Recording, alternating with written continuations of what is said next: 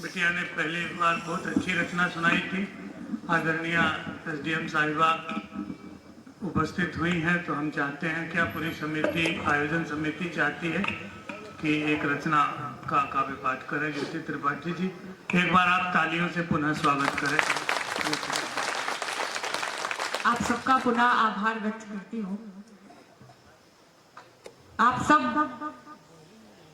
SDM साहिबा को SDM साहिबा के रूप में देख रहे हैं, लेकिन वो मेरी बड़ी दीदी हैं।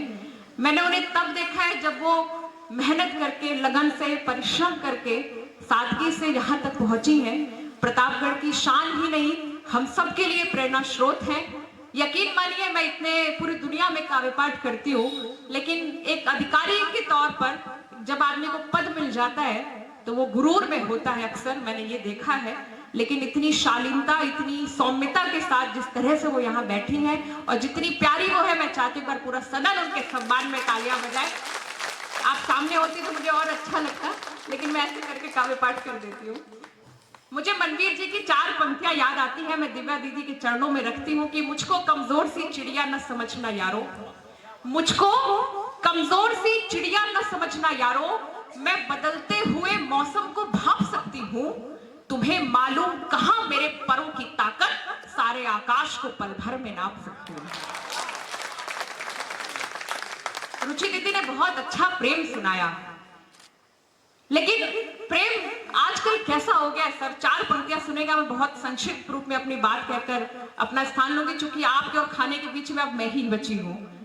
तो 4 पंक्तियां सुनेगा कि दिखावा है बहुत सच्ची इबादत कौन करता है, दिखावा है बहुत सच्ची इबादत कौन करता है, यहाँ पर बेटियों की अब हिफाजत कौन करता है, मोहब्बत की कन्हैया ने उन्हें पूजा गया जग में, मिले सम्मान अब इतनी मोहब्बत कौन करता है। यकीन मानिए कि इतनी दूर से मैं आई, अभी पिछली रात को मैं सोई नहीं हूं, अभी कल भी पूरे दिन यात्रा करनी है मुझे, लेकिन आप सब ने इतने मन से सुना कि मेरी थकान उतार दी आप सबने। 4 पंक्तियां आपके चरणों में रखती हूँ कि मैं उनके पदचिन्हों पर हूं, पर स्थान बड़ों का है, मैं उनके पदचिन्हों पर हूं, पर स्थान बड़ों का है, जो भी मुझ में झलक रहा है वो सब ज्ञान बड़ों का है, मुझको ये जो प्यार दिया है पाकर मैं भावुक हूं, पर ये सम्मान नहीं मेरा, ये सब सम्मान बड़ों का है। एक छोटी सी कविता, भूमिका सिर्फ इतनी सी कि भारत माँ का एक पुत्र है, उसका विवाह होता है, चौखट पर एक पत्र मिलता है जिसमें उसे भारत माँ की रक्षा के लिए जाना है। सोचिए पत्नी की क्या पीड़ा होगी और पति की क्या व्यथा होगी। दोनों की व्यथाओं को मैंने पत्रों के माध्यम से कहने की कोशिश की है। पहले सुनिए पत्नी क्या कहती है। कैसे तुमको रोकूं सजना, कैसे प्यार जताऊं मैं, दिल के कोने में क्या रखा, कैसे तुम्हें दिखाऊं मैं, रात चांदनी संग तुम्हारे बोलो कैसे इठलाऊं मैं, प्यार भरा कैसे कोई मधुरिम संगीत सुनाऊं मैं, जब मातृभूमि संकट में है तुम्हें कष्ट चुकाना है, ये प्यार मोहब्बत छोड़ तुम्हें अपना फर्ज निभाना है। राष्ट्रभक्त से बढ़कर होता है कोई किरदार नहीं, बने देश की रक्षा में बाधक ये मेरा प्यार नहीं। इसलिए है प्राणनाथ मेरी यादों में मत पड़ना, ये मेहंदी वाले हाथ भुला के सिंध सरीखे से लड़ना, जब शत्रु दलों के आगे जाकर के ये शूर लड़ेगा, तब संग तुम्हारे सरहद पे मेरा सिंदूर लड़ेगा।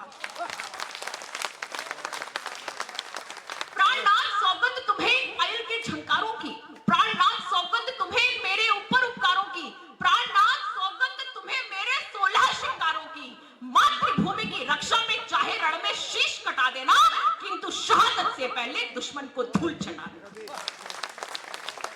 क्या कहता है पति, क्या जवाब आता है उसका, कैसे खुद को रोको बोलो कैसे तेरा बखान करो, तेरे त्याग समर्पण का बोलो कैसे गुणगान करो, आज मिलन की रात प्रेम की बात नहीं कर पाया, खुशियों की झोली तक सचनी आज नहीं भर पाया मैं, किंतु जहां तेरे सुहाग की जाकर घन गर्जन होगी, इन पैरों के नीचे शस्त्र और हाथों में गर्दन होगी। मुझे नहीं परवाह कोई, बस जीत के मुझको आना है, दुश्मन की छाती चढ़कर मुझे तिरंगा फहराना है, सीमा पर जाकर दुश्मन हेतु मुझे जल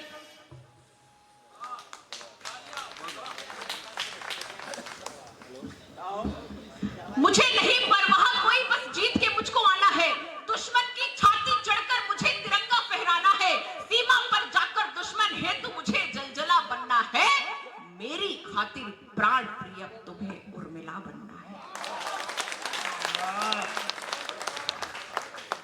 तो अगर फिर ओढ़ तिरंगा वापस घर को आऊं मैं, भारत माँ की रक्षा में कर अमर शहादत पाऊं मैं, हाथ लिए बंदूक मात्र चरणों में शीश चढ़ाऊं मैं, सरहद पर जाकर कोई इतिहास नया रच जाऊं मैं, तो तुम मेरी मौत पर भी आंसू मत झलका देना, मेरी चिता की राख उठा मत्थे सिंदूर लगा देना।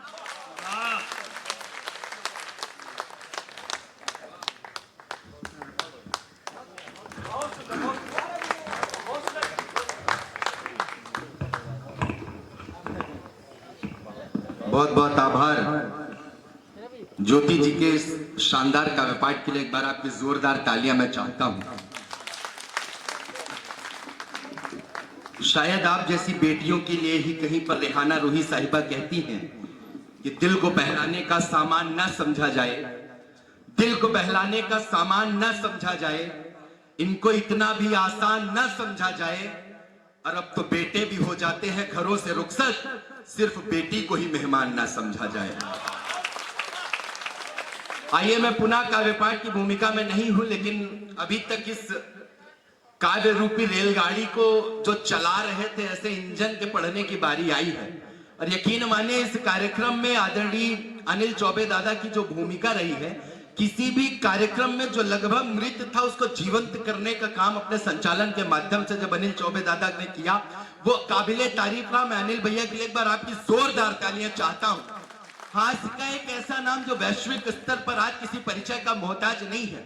दुबई से लेकर ओमान तक जिनकी कविताओं की धूम, जिनकी हास्य रचनाओं की धूम आज समस्त सकल विश्व में व्यापक रूप से फैलती जा रही है, उनको मैं इन 4 पंक्तियों के साथ आवाज देता हूं।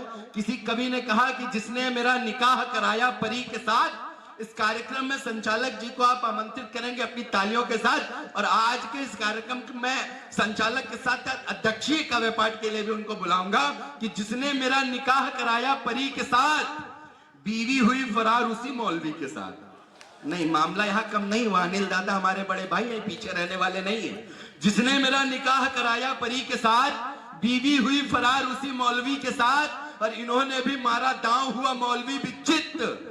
ये उसकी भी के साथ है, ये उनकी भी के साथ। एक बार जोरदार तालियों के साथ दादा अनिल चौबे।